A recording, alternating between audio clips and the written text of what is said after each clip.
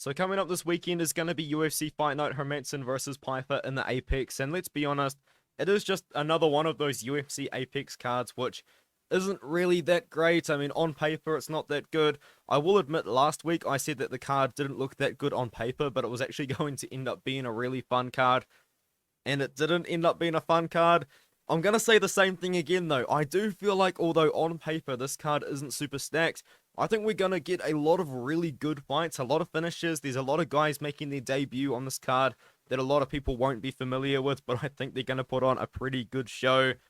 We're going to get some finishes on this card, and we're going to get some really, really fun fights. But if you wanted to place some bets on this card and you wanted to get some more opinions, you can sign up to the We Want Picks premium membership service. It is $10 per month. You get articles from me and like 3 other channels. There's an AI fight predictor on there, as well as Angelo and Jacob's bets, as well as tools that can help you make your own bets. It's only $10 per month, but if you sign up using my code ARTEM, you get a 3-day free trial, and you can cancel during that 3-day period if you do sign up and decide that it's not for you.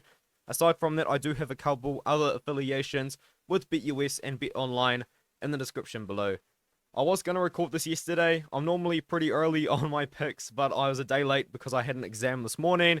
If you guys don't know, I am studying engineering at university, so I'm pretty busy with exams. There was a joke, I think it was actually this morning, because I messaged saying my exam is an hour away, and someone said my life is an exam. It kind of is. I mean, like, I'm always doing exams. It's almost like I'm studying engineering at a pretty good engineering university, but it is what it is. Engineering's not easy. I'm sure people that have done it before know what I mean, but let's get into the first fight of the night. Daniel Marcos taking on Aoriqileng. I'm picking Daniel Marcos. I'm not confident in Daniel Marcos at all. He's 15-0, which is a fantastic record, and some of those wins are over pretty solid opponents. He's beaten a couple guys in the UFC, Simon Oliveira, who's a grappler, and literally nothing else. And then Davy Grant, that's controversial. I'm pretty confident I actually picked Davy Grant in that fight, and he ended up losing the decision to Marcos. A lot of people believe that Grant won that fight. Marcos just kind of caught himself being a little bit low volume, which is a problem that can occur in his fights. Marcos is a striker, a pure striker. He moved to the USA to train under a former UFC fighter whose name I have forgotten, Charles Rosa. He trains at Charles Rosa's gym. You'll see Charles Rosa in his corner, and he fought for the first time in 3 years in the Contender Series, looked pretty good against Brandon Lewis, got the contract, and here we are. I do think Marcos can beat Aoriqileng. I am actually a pretty big fan of Aoriqileng. Aoriqileng's a pretty fun fighter to me. He's fought a lot of guys before he came into the UFC, had a very experienced record, and now that he's here, he's made a little bit of moves. He fought at 125 for a bit, and now he's at 135. Come in, knocked out Cameron Else, and then beat Jay Perrin in a pretty close fight. Then he got knocked out by Ayman Zahabi, and then beat Johnny Munoz Jr. in a fight, which I did pick him, and I'm pretty sure he was the underdog in that fight. I'm not going to pick him to beat Marcos, though. I think Marcos is the better striker, and if you wanted to do a little bit of MMA math, Davy Grant would beat Aoriqileng, in my opinion, pretty easily. And if you don't think that Marcos beat Grant, you've got to admit at least he had a very competitive fight, and a much more competitive fight than Aoriqileng would have with Davy Grant. I'm going to go with Marcos. I'm going with Marcos by decision. The fact that Aoriqileng has been knocked out before in the UFC and recently is a little bit of a concern to me, but I do like Marcos to win this matchup by decision. Now we can move on to the next fight. Hyder Amil taking on Fernie Garcia. I believe Tapology has the odds wrong for this fight, so I'm going to go to fightodds.io. Hyder Amil is minus 175 and Garcia is plus 150. Hyder Amil is a fun fighter.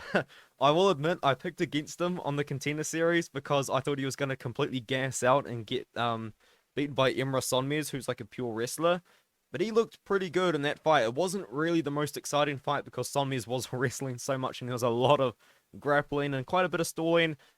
But Hyder Amil fights are always fun. He kind of fights like Trevor Peak, is kind of how I describe his style. His gas tank isn't amazing. His defense isn't incredible. But man, he's got some power on the feet. And man, this guy can be in fun fights. He does leave himself very open. But he's always down for a scrap. Fernie Garcia is taking this on short notice, upper weight class. I think it's a bad fight for Garcia. I'm seeing some people out there picking Fernie Garcia, which I can kind of understand because I think Garcia is actually a pretty good fighter. And I do really hope this isn't the end for him because in the UFC, Garcia's fought some really good guys. made his debut against Newsom. I lied a little bit, but anyway. And then he lost to High Stand, which hasn't aged poorly. And then he lost to Rinya Nakamura. Of all people, man. Rinya Nakamura is an absolute machine. He's on his 4th fight of his UFC contract. This is probably going to be it for him if he loses to Amil. And unfortunately, I think he does. Prior to the UFC, he was like a pure wrestler, like a lot of wrestling, and then he went out there against Johnny Newsom and kind of just froze on the feet. And I think if he freezes on the feet, Hyder Amil's going to knock him out. Amil's not small for this weight class. I think he's dangerous. I think he's good on the feet. I think his takedown defense is going to be good enough to defend the takedowns from a bantamweight on short notice. I've got Amil by knockout. The way that Garcia wins this fight is he's going to have to out-wrestle Amil. But the problem is Emre Sonmez wasn't able to do it for 3 rounds. And Sonmez is a much better wrestler than Garcia, in my opinion, with a massive size advantage compared to Garcia. So I'm going to go with Amil. I'm going to go with Amil by knockout. I think Amil's a pretty good fighter. I did pick against him on the Contender Series, but my Contender Series picks were just absolutely terrible last year. So let's move on. Zach Pauga taking on Bogdan Guskov. I'm picking Bogdan Guskov as an underdog. Do I feel good about it? Not really, to be honest. Bogdan Guskov is actually better than he looked on his debut. I will be honest. He looked really bad against Volkan Oezdemir, but to be fair to him, it was Volkan Oezdemir. Before that, he was knocking everybody out, man. But the one thing that you can look at, if you do go into his record and you watch this fight against Vyacheslav Vasilevsky, you will notice that as soon as the going gets tough, or even like 2.5 minutes into the fight, Guskov is gassed out, and Vyacheslav is putting it on him, and Guskov has absolutely nothing back. Zach Pauga could easily win this fight if he moves forward, gets Guskov on the back foot, and puts Guskov in any kind of trouble, because he does not deal with adversity very well in fights whatsoever. His cardio is pretty bad. Yeah, that's kind of it. I mean, he took on Oezdemir on short notice, and there were some people out there picking Guskov to win just because of what he does well. And that is, he's a good striker, man. At 205 pounds, he is a very good striker, and he holds some crazy power for this weight class. I mean, this guy is knocking people out silly. Knocked out a few guys in the first round, 1 minute 20, 4:26, 30 seconds, 25 seconds. The cardio's not good. I don't see Pauga being able to finish Guskov in round number 1 like Oezdemir did, but if Pauga can push Guskov into round 2 and 3, and Guskov gasses like he did against Vyacheslav a couple of years ago, Pauga's going to win this fight. But I'm picking Guskov, man. I'm rolling the dice. I feel like this is a massive dice roll sort of kind of pick, though, where I'm just picking Guskov to win by first round knockout. Because if he doesn't, then he's not going to win. But I'm looking at Pauga, and no disrespect to Pauga, I'm not incredibly impressed by him, to be honest with you. I know he got second in the Ultimate Fighter, and he was beating Usman before that. And then he dropped down and beat Jordan Wright, which is okay. It wasn't a good fight, though. There was a lot of clinching. If Guskov can defend those clinches, if he can get on the front foot, I think he does knock out Pauga. Do I feel good about it? Absolutely not. But let's move on to the next fight, which is another fight. Oh no, 2 in a row that I'm not feeling confident in at all. Jeremiah Wells taking on Max Griffin. Jeremiah Wells is one of those Renzo Gracie Fili guys where he is a very good grappler, but you don't see a lot of it because his wrestling ability to get the fight down to the ground is okay. I wouldn't say it's incredible. It looked pretty good against Jeremiah Wells, though. Sorry, not Jeremiah Wells, Matthew Semmelsberger.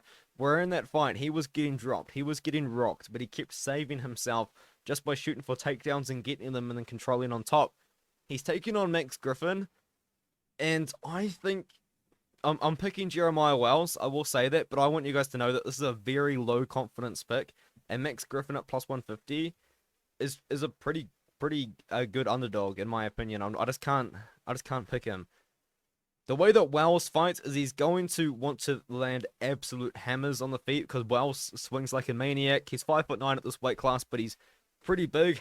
He's pretty well built, and he can wrestle and he can grapple. He's a Renzo Fili Gracie guy. Max Griffin's just a tough man, dude. He's a good wrestler, a good striker. He wants to be moving forward all the time. He gave Michael Morales quite a few problems in that fight just because of his pressure, of his ability to just keep moving forward, keep putting Michael Morales on the back foot. But one thing that was clear in that fight Morales just was the better striker. But if Max Griffin can put Wells on the back foot, maybe he could land some pretty big shots, you know, because Simmelsberger was able to land big on Wells, and there is a little bit of question mark out there on, you know, if Wells is put on the back foot, how does he look? So there is definitely questions to be answered there. But I do like Wells's power at the end of the day. I think what's going to kind of stop Max Griffin from just being able to endlessly move forward is two things. Wells's power, and also the fact that he's going to wrestle if he has to. He's a really good grappler. He's got crazy power. I mean, he went on that crazy KO streak and then didn't fight for ages. Yeah, he knocked out Court McGee. I think McGee had never been KO'd before that. I'm picking Wells. A lot of people picking him by decision. I'm probably more so leaning on the finish side, although I will say that Griffin is a tough guy just because, I mean, he wasn't finished by Morales and he's only been knocked out once. But if someone's going to do it, I mean, it'll probably be Wells. He's got some crazy power for this weight class. Now we've got Devin Clark taking on Marcin Prachnio. I'm going to be picking Devin Clark in this one here just because he's the more well-rounded fighter. He's got some good wins on his record, and then he's got some weird losses. Devin Clark, in my opinion, is just a really hard fighter to get a really good kind of read on, because he beat Dalton Young, and then he lost to Kennedy Njoku. Before that, he lost to Azamat Mazakhanov, who's really good, obviously. He beat William Knight. And then he lost to Ion Kutalava, who's, like, not as good, you know, as Dalton Young. Arguably, I guess. But Marcin Prachnio is a pure kickboxer. He's a pure striker for the most part. The way that he wants to win fights is to keep the fight at range. But one thing that I noticed in his most recent fight is Marcin Prachnio at this weight class at 205 pounds does not have power. He was landing bombs on Vitor Petrino. Like, it almost looked like Prachnio was landing with all of his power, or if not all of his power, like a lot of power. And Petrino just kept moving forward. Like, maybe you could say that because Petrino's got a really good chin, but every time Petrino landed on Prachnio, he got a crazy reaction, and Petrino just kind of ate his shots. I think that Prachnio, maybe at this weight class, just doesn't hit as hard as a lot of the other guys at this weight class. I feel like on the feet, Devin Clark probably won't get KO'd. I'd be surprised. And the way that Clark is going to want to win this fight is just keep moving forward, keep using that clinch game, get a couple takedowns on occasion. And I do think he can do it. I do think he can kind of crowd the space of Marcin Prachnio, because the way that Prachnio wants to win the fight is keep it range, throw his leg kicks, throw his long strikes. And I think Clark's not going to give him the space to do that. So give me Devin Clark to win this fight by decision. I'm pretty confident it goes over 2.5 rounds either way. Now we've got Loma Lookboonmee taking on Bruna, Brasil. A pure striking matchup. A fight that probably could be quite fun. I mean, Loma Lookboonmee is a really good Muay Thai striker. She is from Thailand, but she's a really good striker, and she's beaten some pretty good fighters at this weight class. She beat Junyu Frey by decision, which isn't that great. And then Sam Hughes, that win has aged pretty well, especially considering the fact that Loma Lookboonmee is very small for 115 pounds. Lost to Godinez, beat Denise Gomes, who just recently fought against Angela Hill for a ranking, because she knocked out Yasmin Yarigi, and then she submitted Elise Reed. It's kind of crazy. But she's a really good Muay Thai striker. Bruna, Brasil is a striker. She looks really good when things are going her way. She kind of strikes with her head quite high up in the air, and she uses her range. You know, she's 5'6" for this weight class, especially compared to Loma. She's going to be taller with range. And she just kind of likes to do her own thing. Her chin is up in the air. She looks really good when she's doing like what she wants to do. But if you put pressure on Bruna, Brasil, you crowd her space, you will not like it. And I'm sure that Loma Lookboonmee is going to go out there and move forward and crowd her space, just like Denise Gomes did. You watch that fight, Denise Gomes is nowhere near as technical of a striker as Brasil. But she just goes in there, runs in like a maniac, and Brasil had no answer for her. Got knocked down a couple of times, got knocked out and finished. Then she goes out there against Shauna Bannon, and Bannon's fight IQ lost that fight for her. Bannon just didn't do enough. I couldn't believe it when I watched that fight. Anyway, I'm going to go Lookboonmee. I'm picking Lookboonmee by decision. But as I said, Brasil leaves her chin way up in the air. And if I'm not mistaken, I think all 3 of her losses are KOs. They are all 3 KO losses. Keep an eye out for that one, maybe. I'm picking Loma. I'm picking Loma by decision. She's just the better striker in a pure striking matchup. Now we've got Bolaji Oki taking on Damir Hadzovic. And Bolaji Oki made me look like a right idiot because I picked against him on the Contender Series. I picked Dylan Salvador because he's a former Glory kickboxer. And Bolaji, I will be honest, I'm not as sold on Bolaji as a lot of people are. There are a lot of people that are all in. They've bought in so much stock on Bolaji. Me personally, I just haven't quite been able to do that yet. Mainly just because I do watch some of his fights, especially this fight against Nair Malikian, where he does have a lot of success in the fight. He gasses out quite a bit towards the end. And if the fight does get extended against kind of anyone in the UFC, I do think that he could put himself in some problems. Dylan Salvador is a former glory kickboxer, as I said, with grappling. I thought he could mix it all up, but Aoki come out there aggressive, landed on Dylan Salvador early and often, and then got the finish. Salvador, to my surprise, had no answer to the striking of Aoki. Incredible performance. Aside from that, he's really beaten nobody, to be honest. His record isn't that great, but the skills that he does possess are legitimate. He's taken on a 37-year-old Damir Hadzovic, and Damir Hadzovic is a striker for the most part. I don't think he's as good at striking as Bolaji. Now, is his cardio better than Oki? Probably, but Hadzovic just hasn't really been doing anything. He's fought twice in the last 2.5 years, and then before that he was pretty active. I do remember his fight against Paulo Reyes pretty well, but I can't see him beating Bolaji. This is one of those fights, man, where I feel like the UFC sees something in Oki because there is something there. I think he could be a pretty big star for both Nigeria and Belgium, which he represents. So let's go Oki. I'm picking Oki by KO. I think he gets it done. One thing I'll also note is he is massive for this weight class. He is absolutely huge. 155 pounds. He will definitely be bigger than Damir Hadzovic. I think he moves forward and gets the KO on Damir. And now we're moving on to one of the debuts that I am most excited about. I am very, very excited to watch Carlos Prates make his debut. If you guys don't know who Carlos Prates is, I really do recommend watching some of his fights. Because, man, he is a lot of fun. He's like a pure Muay Thai striker. That's it. But, man, is he good. He's like, I don't really know. He's just a Muay Thai striker. That's literally all he is, really. His hands are incredibly low by his waist, which is scary to watch, especially when you're watching him fight someone with power like Mitch Ramirez in his Contender Series fight. But you know, like I just don't even really know how to describe his style. It's pure Muay Thai. That's it. He throws a lot of front kicks. He uses a lot of range. He throws a lot of jabs as well, and he's got power on that jab. He's won by KO due to jab a couple of times. Knocked out Mitch Ramirez with a straight shot. Set him up well with the striking. Hands are low. Throwing kicks. A good defense. He's pretty good at moving. Yeah, and he beat Joseph Luciano, who was 1-0 at the time, but that's a very well-aging win now. One thing I will also say is his takedown defense is solid. I know Ramirez was able to get him down once or twice, but before that he hadn't been taken down for about 4 years. And before that, that was his problem. He was getting taken down relatively often, but his takedown defense has been worked on and he keeps the fight on the feet. He is getting a very tough test in Trevin Giles. So Trevin Giles is a very well-rounded fighter with a very, very good jab that he's been able to use to a lot of success. He used that jab to piece up Preston Parsons, who had no answers to a jab. He beat Lewis Koske, which isn't a good win, really. And it wasn't a good performance at all, I will add. But Giles is a solid fighter. He's a guy that's been in there with some good guys. He's fought and beaten a lot of really good fighters. I mean, he fought Duplessis, Morales, and Bonfim.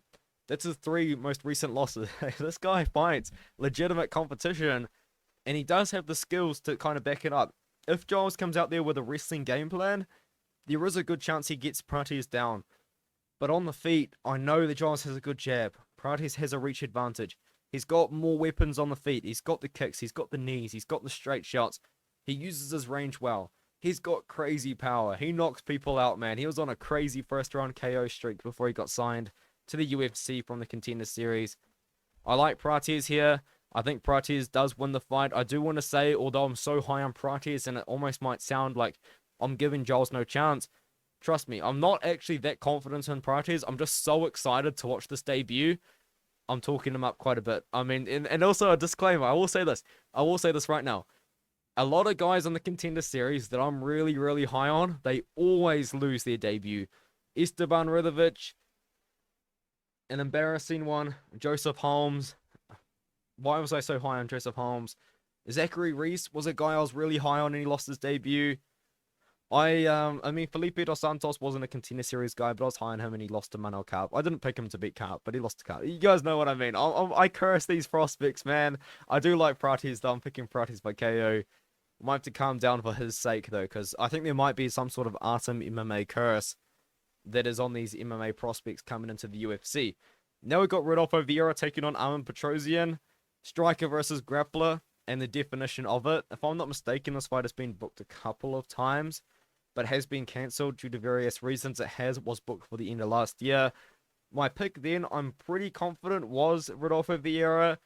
My pick is still Rodolfo Vieira. Armen Petrosian's takedown defense, in my opinion, just isn't going to be good enough against Vieira. But it is worth noting, though, that a lot of the guys that Petrosian's been taken down by are pretty good wrestlers. You know, like he got taken down by... okay. Got taken down by AJ Dobson 3 times, I think. Got taken down by Caio Brelho 4 times. He got a takedown against Christian Leroy Duncan of his own, I'm pretty sure. Vieira is a really good grappler. I believe he's a 7-time World Brazilian Jiu-Jitsu champion. If the fight gets down to the ground, there's no question, ifs or buts, he will be the better grappler than Petrosian. And there's a very good chance he'll be able to find a submission and get the win by submission. On the feet, though, it's pretty clear that Armen Petrosian's going to be the better striker, so it comes down to whether or not you think his takedown defense is good enough to beat Vieira. I know a lot of people look at Vieira and say that he failed 20 takedowns against Chris Curtis. A lot of those takedowns were just dives in the second and third round that weren't even like real takedowns, I guess. But secondly, Chris Curtis's takedown defense is a lot better than Armen Petrosian's. Armen Petrosian's takedown defense in the UFC is 36%, which isn't great. He's getting taken down more often than he's defending takedowns against a guy that really could finish the fight as soon as it hits the mat. I like Rodolfo Vieira in this fight. I think he gets it done by submission at some point. And to my surprise, he's not the favorite on the Tapology community predictions, but he is the favorite on the betting odds to my knowledge. -120 on Vieira, -110 on Petrosian right now. And now we've got Michael Johnson taking on Darius Flowers. And once again, I feel like I'm taking a little bit of a chance with this pick, because I'm going to be picking Darius Flowers to win this one here. One thing I can say about Darius Flowers is this guy must work really, really hard, because he was a middleweight at one point. I think actually at one point he was fighting at 205 pounds. But I know for a fact he was fighting at middleweight for a bit, and then he cut down to 170 at Amiran Gogaladze and beat him, and that win has aged well. And then, after that, he fought at Jake Matthews at 170 pounds on short notice and had a pretty good performance. He ultimately did lose to Jake Matthews, but Jake Matthews is a pretty good fighter, to be fair, on and off performances, but Matthews is a solid guy that a lot of people are very high on still. Flowers went in there on short notice, and to be honest with you, I wasn't really expecting Flowers to look so small, and I do mean that in a good way, because he's a former middleweight, and he said that he cut down to 170 for the Contender Series, and then on the Contender Series he said he would cut down to 155. Man, he's put in a lot of work. He's lost a lot of weight recently to be able to make that weight class of 155. As a striker, he's a pretty decent boxer, but he's mostly a wrestler in my opinion. I think that's where he kind of has his most success.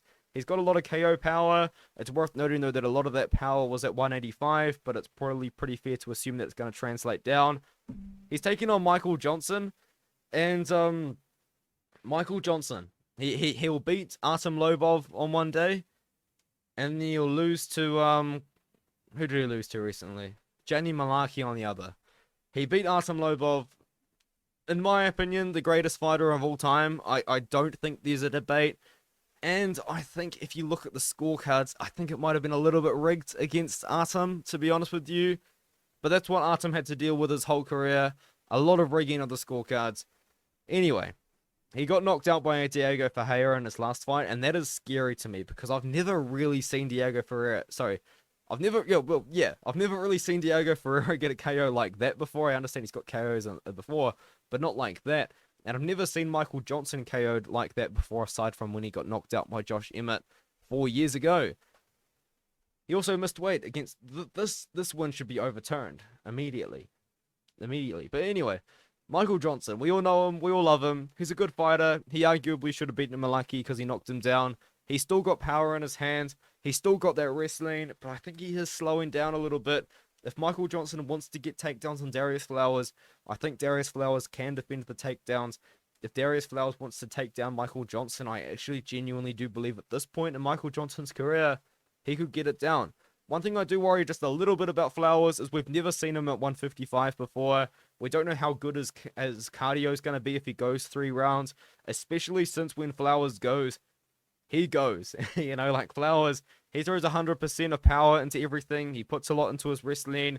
So, you know, when you do those, they use up a lot of energy, and I think maybe there is a good chance that he slows down towards the end of the fight. But I'm going to go Flowers to win by finish, actually, in this one here. I am picking Flowers by KO. I think his boxing's going to be good enough. I think his takedown defense is going to be good enough. I think his takedown offense is going to be good enough. So I am picking Flowers to get past Michael Johnson. Pretty low confidence pick in that one, though. And then we move on to Brad Tavares taking on Gregory Rodriguez. And I have another low confidence pick on a minus 250 favorite, I think, at this point. Yeah. No, he's not. Okay, people have been betting Tavares. Rodriguez is minus 225. Tavares is plus 190. So pretty much these odds here. I'm picking Rodriguez. I wouldn't bet him at minus 240, though. Like, I don't feel confident enough to tell you to bet him at minus 240. It is worth noting, though, that Tavares he is really slowing down, in my opinion. Like, I don't think he looked that great against Chris Weidman in his fight there, or Weidman's big return fight from the injury, where Weidman didn't look good. I didn't think Tavares looked good. He got KO'd by Bruno Silva. I think for the first time in his career, he's been well known for a crazy good chin. And then he lost to Dricus du Plessis, which happens, but you know, Dricus du Plessis was gassed in that fight, and Dricus du Plessis was just the fighter that wanted it more. Dricus du Plessis kept coming forward, kept throwing the strikes, and before that he beat a couple guys that ended up fighting for the PFL. So, Gregory Rodriguez, he's a good striker, and he's a really good grappler. Like, that's kind of one thing that he's known for that he doesn't use. It's just his insane grappling ability. We saw it a little bit recently when he took... Oh, man, I remember that fight. That should have been... Listen, I'm being serious. That should have been the DQ. That was bad. Those elbows, they went to the back of the head. I mean, if Dennis could have definitely fought that, in my opinion. Before that, though, he got carried by Bruna Fahea, what was winning the fight. Before that, beat Chidi and Drakwani in a little bit of a comeback win where he did get caught by a massive knee that split his eyebrow open, which is nuts. But yeah, when it comes down to the Dennis Yulin fight, we actually saw a bit of wrestling out of him, and I do think we're going to see a bit of wrestling out of Gregory Rodriguez here. One thing about Brad Tavares, though, is he has really, really good takedown defense. That's another thing that Brad Tavares has been known for throughout his career. It's just really good takedown defense and the ability to keep it on the feet. But the problem is, with Tavares, Rodriguez is a really good striker, and at this point in Rodriguez's career, I think he's hungrier. I think he's going to throw more volume. I think he might even have more power, or I think he does have more power than Brad Tavares at this point. Do I see Rodriguez knocking out Tavares? I would be surprised, but I could see it happening. I'm more on the Rodriguez decision side. A lot of people on Rodriguez KO. That's probably why he's nearly minus 250, I guess, minus 225 odds. I don't know, man. I'm not sold on Rodriguez. I'm just not. His last win was over Dennis Thielen. Like, I love Dennis Thielen, but he's not very good, you know? And he lost to Bruna. He got caught by Bruna. He's not going to get caught by Tavares. I don't think Tavares has that kind of power, but I do think Tavares has the ability to keep the fight on the feet if Rodriguez goes for a heavy wrestling plan. And I do think Tavares is a decent striker. He's just slowed down so much. It's more of a Tavares fade. Now we can move on to the featured fight. Ihor Potieria taking on Robert Bryczek. I like this belt order. I hope they stay with this belt order. Because if you want an entertaining fight, this is going to be it. Like, this is going to be absolute fireworks. Now, to be fair, though, with Ihor Potieria, he has slowed down a lot. Like, when he came on the Contender Series here against Lucas Sadolski, this guy was an absolute maniac. If you guys haven't seen his Dana White's Contender Series fight, I recommend watching it because this guy is an absolute lunatic. He goes in there and he's just absolutely swinging bombs. It almost genuinely looks like at some point he's like throwing strikes like this, and he's just throwing, and he's just absolutely swinging the whole time the fight lasts, running forward and throwing bombs. And then he tries to do it against Nikolai Negumriano and just got pieced up and finished. He beat Shogun Rua, which was sad. And then he lost to Olberg because Olberg's a much better striker. And he lost to Bellato. How did he lose to Bellato? Bellato's terrible. Oh, man, I'm still coping about that one. But the point is, he just got KO'd twice in 8 months, and now he's coming back at 185 pounds. Now, apparently, he'd been doing test cuts to 185 pounds, but this fight was announced like 2-3 days ago, maybe. On like a week and a half's notice, Ihor Potieria has accepted a fight to go down 20 pounds. This isn't just like, I'm not saying this is a small deal, but it's not like someone cutting from 155 to 145. This is now someone that's going to have to cut from 205 to 185. It's a 20-pound difference. I'm sure he could do it. He wasn't massive at 205, but the thing is, I think Potieria would have been better off staying at light heavyweight, man. I'm not going to lie.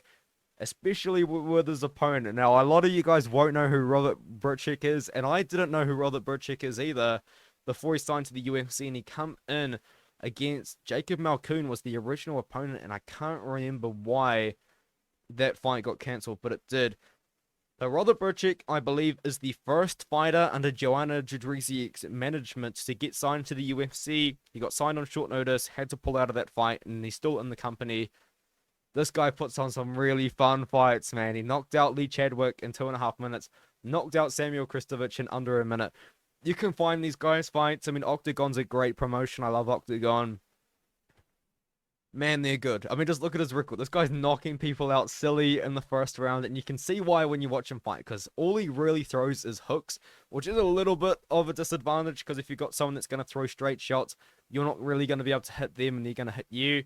But Bryczek is aggressive, he comes forward, and he just throws bombs. If Potieria gets caught in the firefight, I think he's getting knocked out. I think if Potieria comes in here and tries to be not aggressive, what's opposite of aggressive? Passive, I guess, passive. He comes in here and doesn't try to throw volume, he tries to go with his patient approach like we've seen in the past. He's getting slipped, man. I like Bryczek. I actually, like, this could be like Artem just being a bloody idiot again. I think Bryczek could make a run at 185. Like, I'm not going to say he's going to go all the way because he's 33 years old, but I could really see Robert Bryczek knocking out some pretty good fighters in the weight class. But yeah, if he loses to Ihor Potieria, that's going to be the worst take of the year, and I'll feel bad. But I'm high on Bryczek, man. He's not very technical, but he's got the power, he's got the aggression that you love to see. I think he knocks out Potieria. I'm pretty confident he does it. Now let's move on. Danny Ige taking on Andre Fili. I'm seeing a lot of people love Fili as the underdog. I like Ige. I was like really good at fading Ige for like the longest time because I think since my channel started and must have been 2021, I picked against him against the Korean Zombie. I picked against him when he fought Emma. I picked against him when he fought Evloev, and then I picked him to beat Jackson, and I was undefeated on those picks. In fact, I'm pretty sure I picked him to beat Nate Landwehr, but I think I picked Bryce Mitchell to beat him. I think I did pick Bryce Mitchell. Anyway, my point is, I've got pretty good picks on Danny Ige, mostly just because I would fade him. But I'm going to pick him to win this one here. Ige's a really good boxer. I think he's a good enough boxer to outstrike Fili on the feet, and I also think that he's got good enough takedowns to defend the takedown. So good enough wrestling to defend the takedowns against Andre Fili. There's quite a few people out there that actually think that Ige beat Bryce Mitchell. I'm not too sure if I'm really on that side, but he did show some takedown defense in that fight. I think takedown defense that will come in handy against Fili because Fili's a big guy for the weight class. 5'11", 74-inch reach, solid kickboxer, solid grappler if he can get the fight down to the ground, and he can give you a lot of problems on the feet. I mean, this is a guy that is knocked out. He knocked out Lucas Almeida, but he got knocked out by Joe Anderson Brito. How did I mess that up? Sorry, I genuinely had an engineering exam this morning, so my mind is a bit everywhere. I'm sorry. But yeah, he had the close fight with Bill Algeo where he managed to steal it in the third round. He knocked out Lucas Almeida, which was a really good win. I think in this one, though, I think Danny Ige is just going to be the better boxer. He's going to be able to control the fight on the feet, and he's going to be able to defend the takedowns. And I think it might, I mean, it's not going to be like this, but I think it's going to be somewhat similar to the Damon Jackson fight. But Andre Fili's going to be a much, much better striker than Damon Jackson. I've got Ige. I'm going to go with the Ige by decision. Fili's a really tough guy. It's probably going to be a close decision as well. But now we can move on to the main event.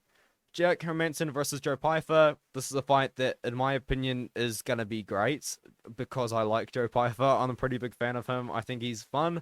I think he's good. I think he's good enough to beat Jack Hermansson as well. I do think that Joe Pyfer can knock out Jack Hermansson in this fight here, but I would kind of refrain a little bit from recommending that you bet heavy on Joe Pyfer, because you've got to look just a little bit. I think Pyfer's still unproven at this point. I know he's 3-0 in the UFC, but you got to look at his opponents. He beat Ozzy Diaz by KO, which was a great win on the Contender Series. Then he beat Alan Amadovsky. Win though, because GM3 is a solid fight, and I do rate GM3 still at this point in his career, but the way that he knocked him out. The very incredible performance, in my opinion, from that one. And then, in my opinion, he took a step down in competition and beat Abdul Razak Al Hassan. Was it impressive that he submitted him? Absolutely. But if you do look at Joe Pyfer, you can tell one thing. This guy is always hustling. He's always working. He knocked out GM3 and then beat him in a grappling event, which is impressive because GM3's a well-known grappler. He beat Eric Anders in a grappling event as well. If he can get the fight down to the ground, he could give Hermansson some problems in the grappling, because Roman Dolidze gave Hermansson some problems in the grappling. But on the feet, I think, is where he's going to be able to get it done. He has a lot of power for 185. He can knock people out. He's a pretty technical guy for the weight class as well, which you don't see all that much, because 185 is full of guys that just watch the... No, don't do it. Don't do it. I feel like last weekend's main event is a pretty good example of where 185 pounds is at the moment, with Dolidze versus Imavov putting on one of the worst fights I've ever seen. After the first round, I'll add. Hermansson, though, gave Chris Curtis problems on the feet, and that's just because he wasn't willing to exchange in a brawl with Chris Curtis. He was backing up, and Chris Curtis was getting angry because Hermansson wasn't playing into Curtis's game. Curtis wanted Hermansson to come forward, stand in the pocket with him, or at least just stand in boxing range where he could hit him. But Hermansson didn't allow him to do that, and maybe against Joe Pyfer, we could see him do something similar on the feet and then try and get his takedowns, because I think that's how Hermansson's going to have to win this fight. I would be surprised if Hermansson beats Pyfer in a striking fight. I will also add, though, I don't think Pyfer's ever been in a 5-round fight before. Most of his wins are by finish, actually. Let's have a look at his one decision win in his career. It was when he was 1-0. It was probably 3 rounds.